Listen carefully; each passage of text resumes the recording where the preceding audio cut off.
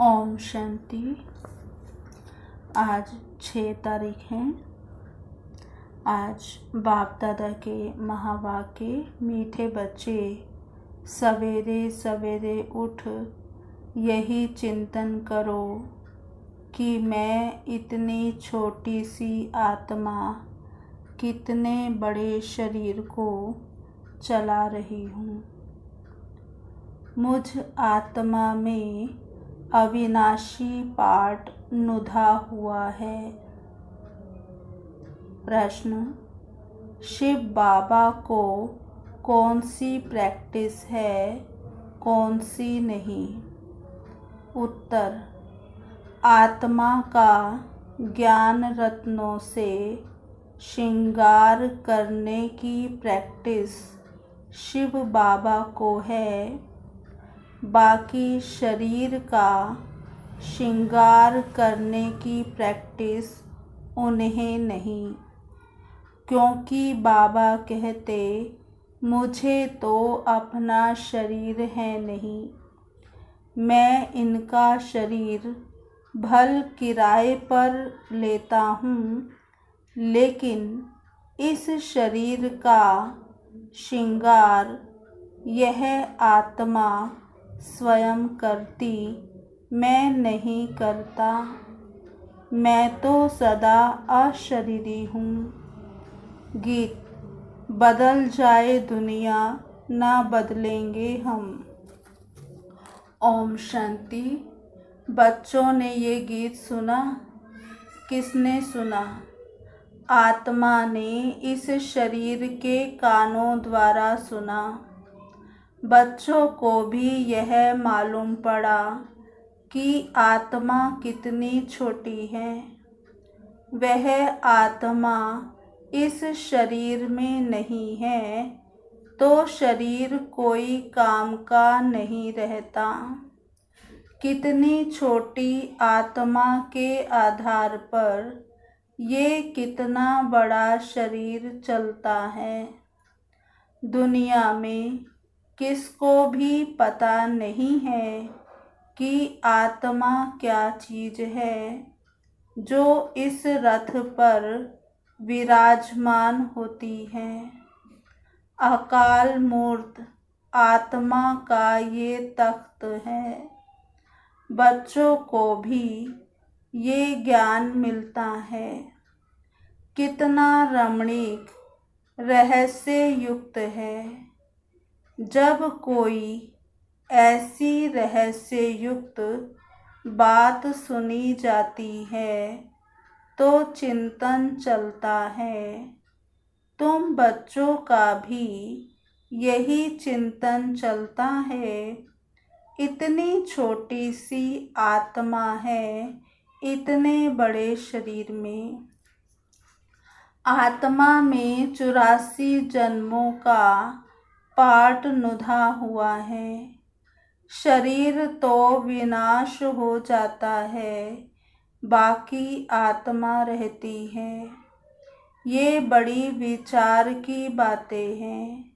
सवेरे उठकर यह ख्याल करना चाहिए। बच्चों को स्मृति आई है, आत्मा कितनी छोटी है। उनको अविनाशी पाठ मिला हुआ है। मैं आत्मा कितनी वंडरफुल हूँ। ये नया ज्ञान है जो दुनिया में किसको भी नहीं है। बाप ही आकर बतलाते हैं। जो सिमरन करना होता है वह कि हम कितनी छोटी सी आत्मा कैसे पाठ बजाती है। शरीर 5 तत्वों का बनता है। बाबा को थोड़े ही मालूम पड़ता है। शिव बाबा की आत्मा कैसे आती जाती है। ऐसे भी नहीं कि सदैव इसमें रहती है। तो यही चिंतन करना है। तुम बच्चों को बाप ऐसा ज्ञान देते हैं, जो कभी कोई को मिल ना सके। बाबा कहते, तुम जानते हो बरोबर ये ज्ञान इनकी आत्मा में नहीं था और सत्संगों में ऐसी ऐसी बातों पर कोई का ख्याल नहीं रहता है। आत्मा और परमात्मा का रिंचक भी ज्ञान नहीं है।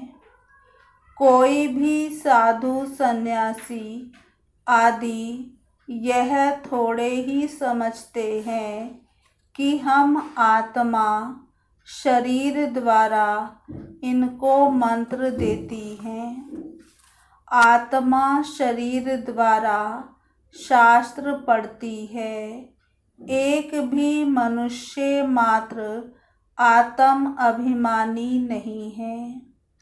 आत्मा का ज्ञान कोई को है नहीं, तो फिर बाप का ज्ञान कैसे होगा। तुम बच्चे जानते हो, हम आत्माओं को बाप कहते हैं। मीठे मीठे बच्चों, तुम कितना समझदार बन रहे हो।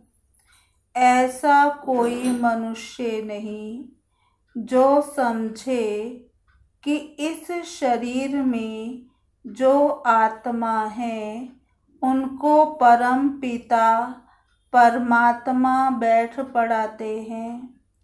कितनी समझने की बातें हैं, परंतु फिर भी धंधे आदि में जाने से भूल जाते हैं।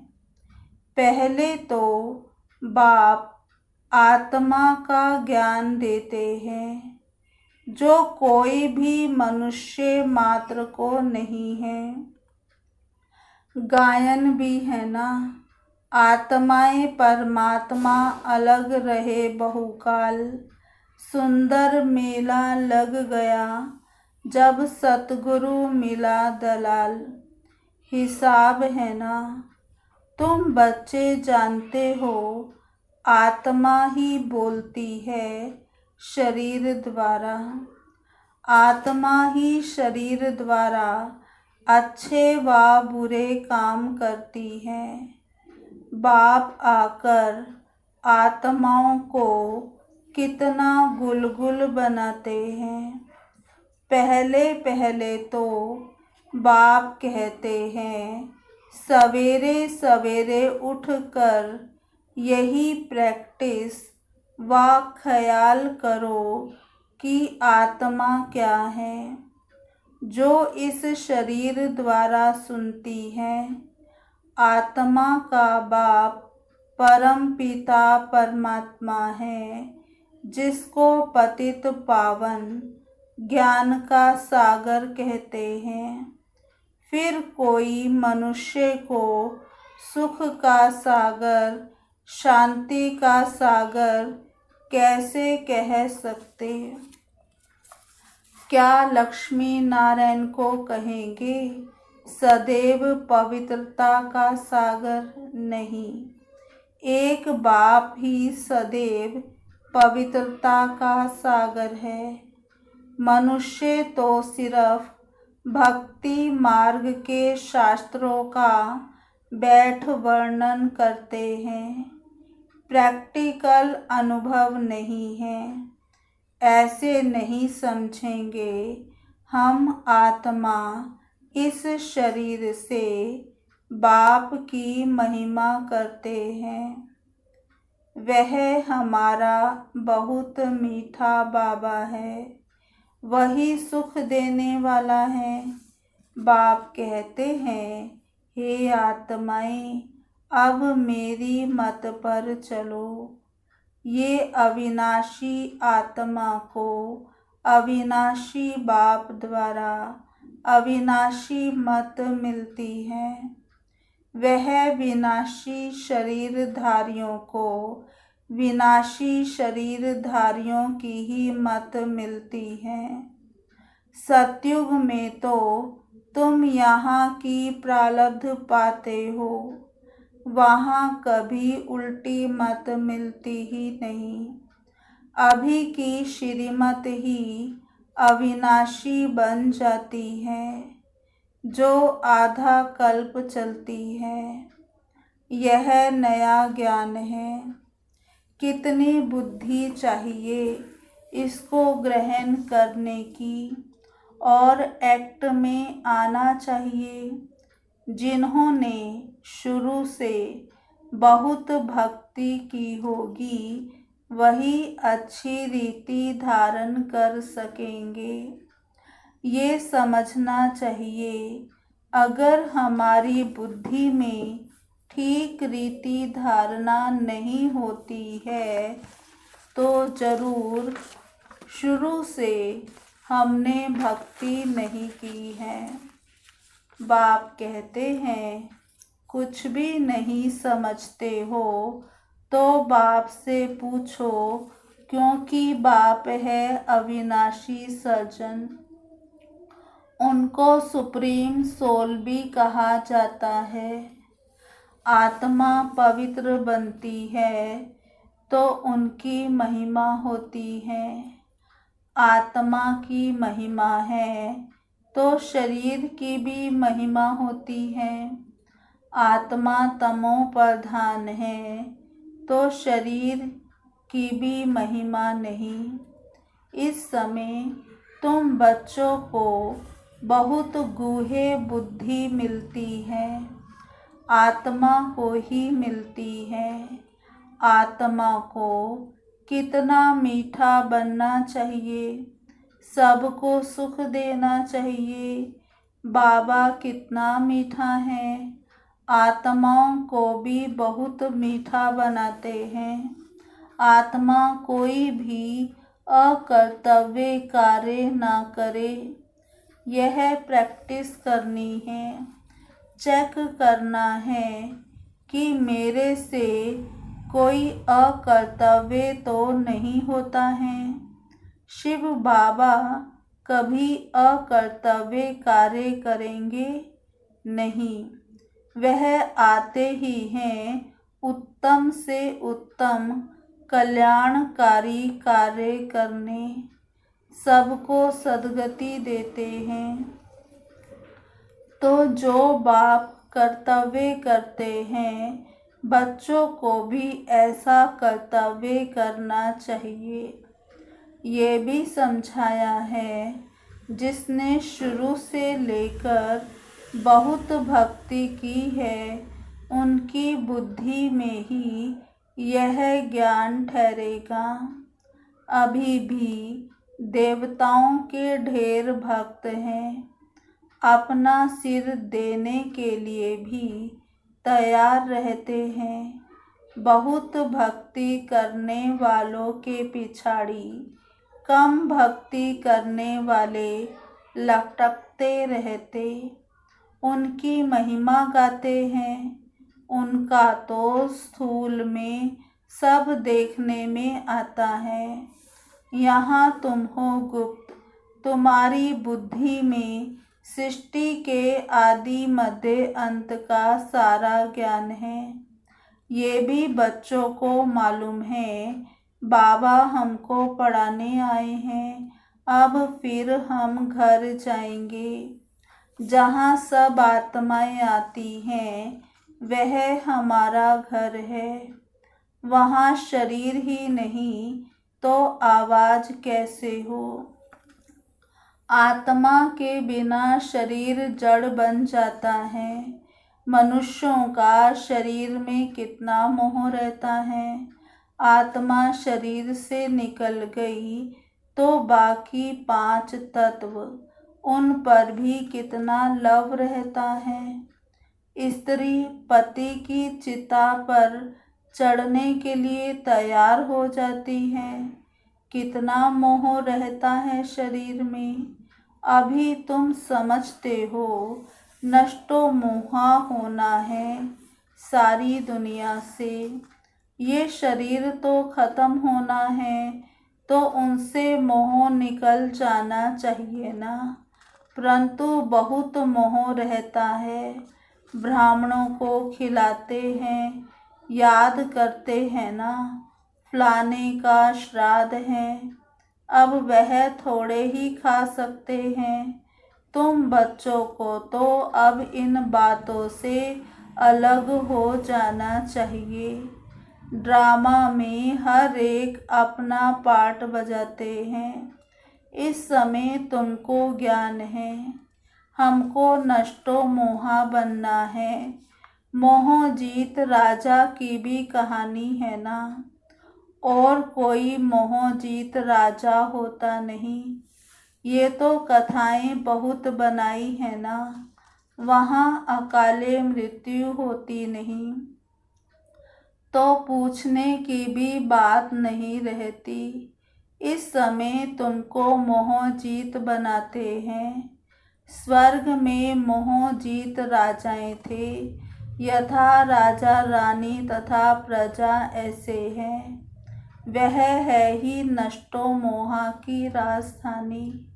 रावण राज्य में मोह होता है, वहाँ तो विकार होता नहीं। रावण राज्य ही नहीं, रावण की राजाई चली जाती है। राम राज्य में क्या होता है कुछ भी पता नहीं, सिवाय बाप के और कोई ये बातें बता न सके। बाप इस शरीर में होते भी देही अभिमानी हैं। लोन अथवा किराए पर मकान लेते हैं तो उसमें भी मोह रहता है। मकान को अच्छी रीति फर्निश करते हैं, इनको तो फर्निश करना नहीं है, क्योंकि बाप तो अशरीरी है ना। इनको कोई भी श्रृंगार आदि करने की प्रैक्टिस ही नहीं है। इनको तो अविनाशी ज्ञान रत्नों से बच्चों को श्रृंगारने की ही प्रैक्टिस है। सृष्टि के आदि मध्य अंत का राज समझाते हैं। शरीर तो अपवित्र ही है, इनको जब दूसरा नया शरीर मिलेगा तो पवित्र होंगे। इस समय तो यह पुरानी दुनिया है, ये खत्म हो जानी है। ये भी दुनिया में किसको पता ही नहीं है, धीरे धीरे मालूम पड़ेगा। नई दुनिया की स्थापना और पुरानी दुनिया का विनाश, ये तो बाप का ही काम है। बाप ही आकर ब्रह्मा द्वारा प्रजा रच नई दुनिया की स्थापना कर रहे हैं। तुम नई दुनिया में हो, बाबा कहते नहीं। नई दुनिया स्थापन होती है तो ब्राह्मणों की चोटी भी ऊंच है। बाबा ने समझाया है, बाबा के सम्मुख आते हो तो पहले यह याद करना है कि हम ईश्वर बाप के सम्मुख जाते हैं। शिव बाबा तो निराकार हैं, उनके सम्मुख हम कैसे जाएं? तो उस बाप को याद कर फिर बाप के सम्मुख आना है।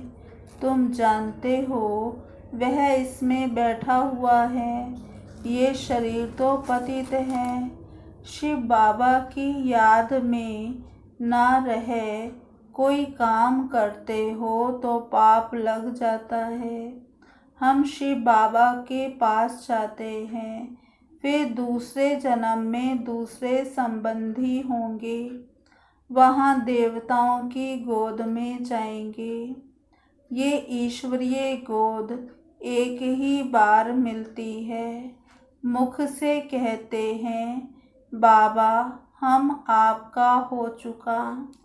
बहुत हैं जिन्होंने कभी देखा भी नहीं है, बाहर में रहते हैं। लिखते हैं, शिव बाबा हम आपकी गोद के बच्चे हो चुके हैं। बुद्धि में ज्ञान है, आत्मा कहती है हम शिव बाबा के बन चुके।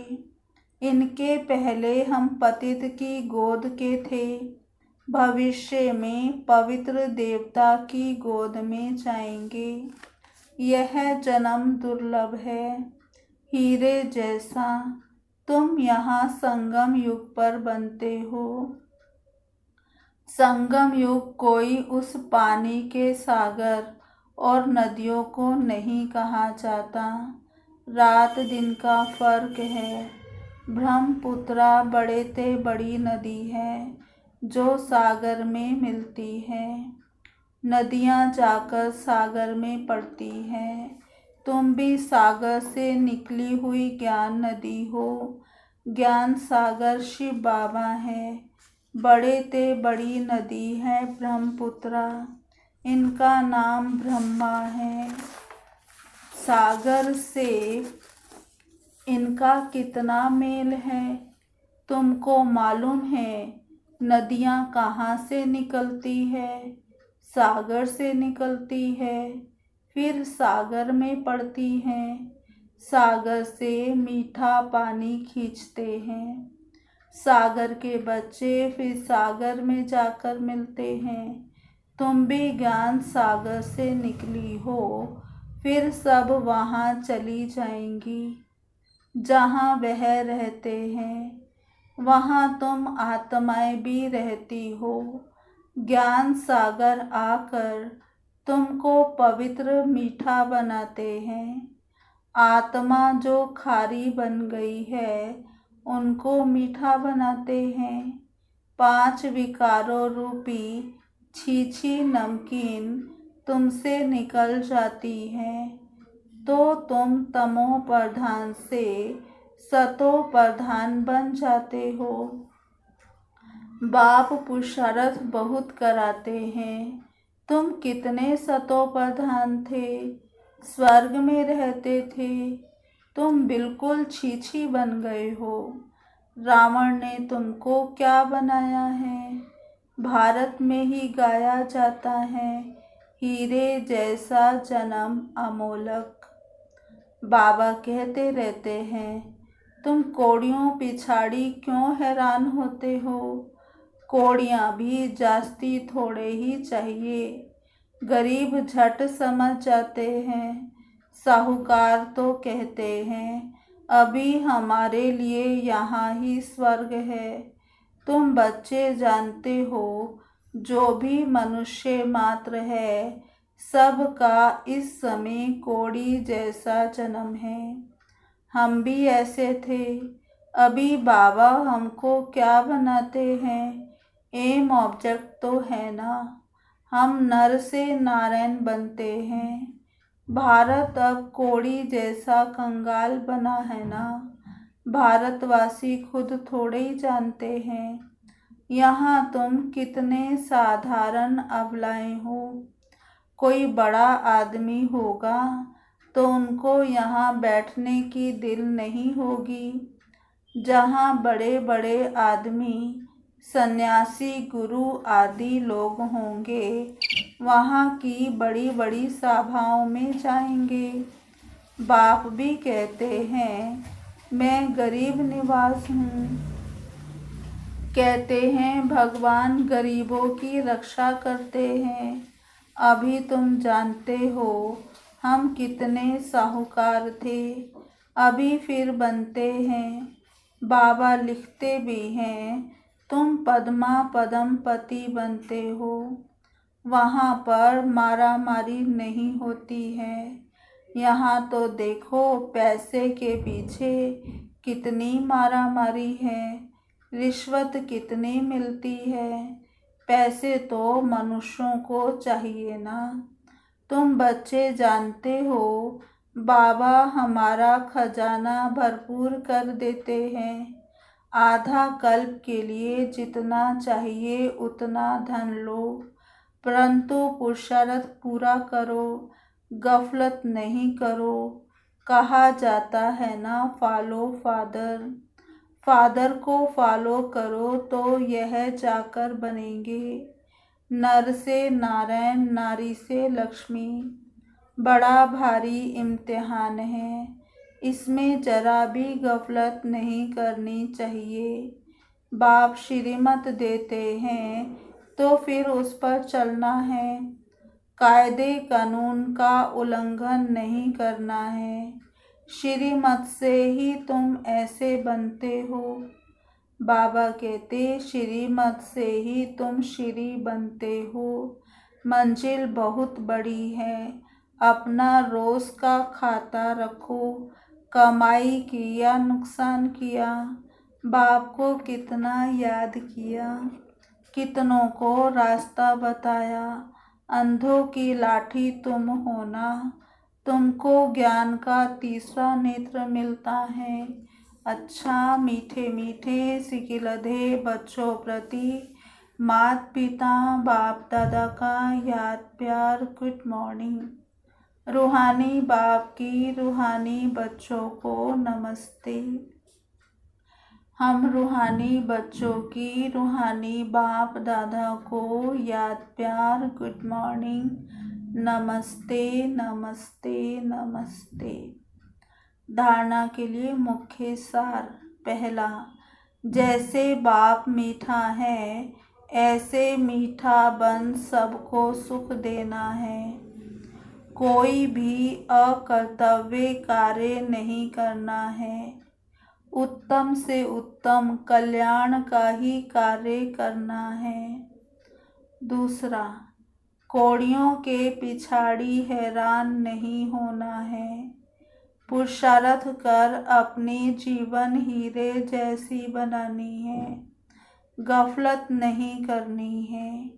आज का वरदान, चैलेंज और प्रैक्टिकल की समानता द्वारा स्वयं को पापों से सेफ रखने वाले विश्व सेवाधारी भव। चैलेंज और प्रैक्टिकल की समानता द्वारा स्वयं को पापों से सेफ रखने वाले विश्व सेवाधारी भव। विस्तार है, आप बच्चे जो चैलेंज करते हो उस चैलेंज और प्रैक्टिकल जीवन में समानता हो, नहीं तो पुण्य आत्मा की बजाय बोझ वाली आत्मा बन जाएंगे। इस पाप और पुण्य की गति को जानकर स्वयं को सेफ रखो, क्योंकि संकल्प में भी किसी भी विकार की कमजोरी, व्यर्थ बोल, व्यर्थ भावना, घृणा व ईर्ष्या की भावना पाप के खाते को बढ़ाती है।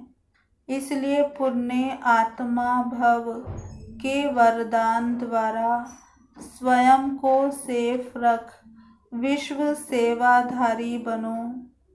संगठित रूप में एक मत एक रस स्थिति का अनुभव कराओ। स्लोगन, पवित्रता की क्षमा चारों ओर जलाओ तो बाप को सहज देख सकेंगे। पवित्रता की क्षमा चारों ओर जलाओ तो बाप को सहज देख सकेंगे। अच्छा, ओम शांति। आज का स्वमान। पहला, मैं आत्मा अविनाशी पाठ बजाने वाली हूँ। मैं आत्मा अविनाशी पाठ बजाने वाली हूँ। दूसरा स्वमान, मैं अकाल मूर्त आत्मा हूँ। मैं अकाल मूर्त आत्मा हूँ। तीसरा स्वमान, मैं आत्म अभिमानी आत्मा हूँ। मैं आत्म अभिमानी आत्मा हूँ। चौथा स्वमान, मैं सुख स्वरूप आत्मा हूँ। मैं सुख स्वरूप आत्मा हूँ। पांचवा स्वमान, मैं मोह जीत आत्मा हूँ। मैं नष्टो मोहा आत्मा हूँ। छठा स्वमान, मैं अविनाशी ज्ञान रत्नों से श्रृंगारित आत्मा हूँ। मैं अविनाशी ज्ञान रत्नों से श्रृंगारित आत्मा हूँ। नेक्स्ट, मैं ईश्वरीय गोद का बच्चा हूँ। मैं ईश्वरीय गोद का बच्चा हूँ। नेक्स्ट, मैं ज्ञान सागर से निकली हुई ज्ञान नदी हूँ। मैं ज्ञान सागर से निकली हुई ज्ञान नदी हूँ। नेक्स्ट, मैं पद्मा पद्मपति आत्मा हूँ। मैं पद्मा पद्मपति आत्मा हूँ। नेक्स्ट, मैं विश्व सेवाधारी आत्मा हूँ। मैं विश्व सेवाधारी आत्मा हूँ। नेक्स्ट, मैं पवित्र आत्मा हूँ। मैं पवित्र आत्मा हूँ। अच्छा, ओम शांति। अभी हम 2 मिनट बाबा को याद करेंगे।